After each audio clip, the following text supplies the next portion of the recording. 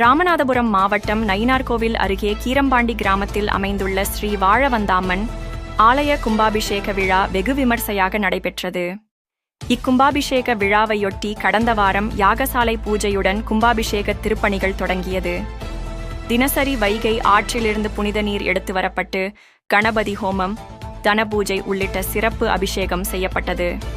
இதனையடுத்து இன்று காலை 2ஆம் கால யாக பூஜை நிறைவு பெற்று சிவாச்சாரியார்களின் வேத மந்திரங்கள் முழங்க கலசங்களில் புனித நீர் கொண்டு வந்து கும்பம் மற்றும் சுவாமி மீது புனித நீர் ஊற்றி மகா கும்பாபிஷேகம் வெகு விமர்சையாக நடைபெற்று பக்தர்கள் மீது புனித நீர் தெளிக்கப்பட்டது.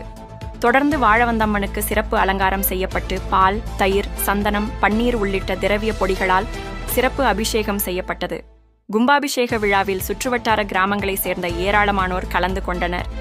விழாவிற்கான ஏற்பாடுகளை நாகநாதன் ரீட்டாராணி குடும்பத்தார்கள், அம்பலகார குடும்பத்தார்கள் சிறப்பாக செய்திருந்தனர்.